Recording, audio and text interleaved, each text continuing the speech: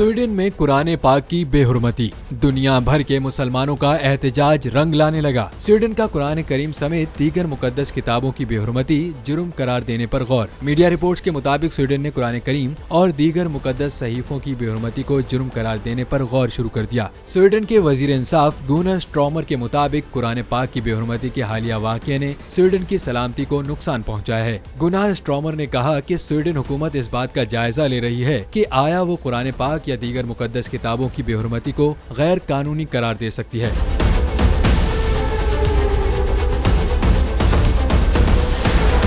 ख्याल रहे कि स्वीडन के दारुल हुकूमत स्टॉकहोम की मस्जिद के बाहर ईद उल अजहा के रोज कुरान पाक को नजरातिश करने और बेहुरमती का वाकया पेश आया था। स्वीडन वाकये के खिलाफ दुनिया भर में मुसलमान सरापा एहतजाज हैं और कई ममालिक में रैलियां निकाली जा रही हैं, जबकि हुकूमत पाकिस्तान की तरफ से इस सिलसिले में गुज़िश्ता रोज यौम तक़द्दुस कुरान मनाया गया।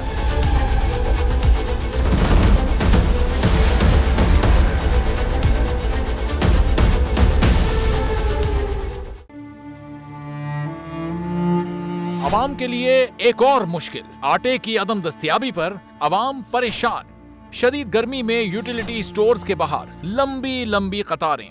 बोल ने निभाई सहाफती जिम्मेदारियां, पहुंचाई घर घर ये आवाज। इस्लामाबाद के यूटिलिटी स्टोर से सस्ते आटे का हुसूल शहरियों के लिए ख्वाब बन गया।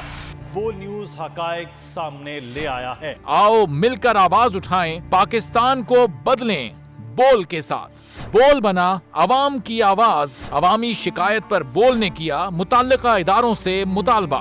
सुबह 6 बजे से आकर ये लोग आटे का इंतजार करते हैं। 7 बजे आई और नहीं मिल रहा है आटा, पैसे नहीं होते तो उधारे लेकर आती हूँ। वो कहते हैं जी 7 खजूर लाजमी लें। हमारे पास आटे के पैसे नहीं होते तो खजूर कहाँ से लें?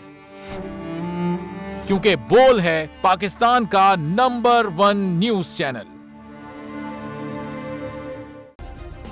सब्सक्राइब करें और बेल दबाएं ताकि कोई खबर रह न जाए।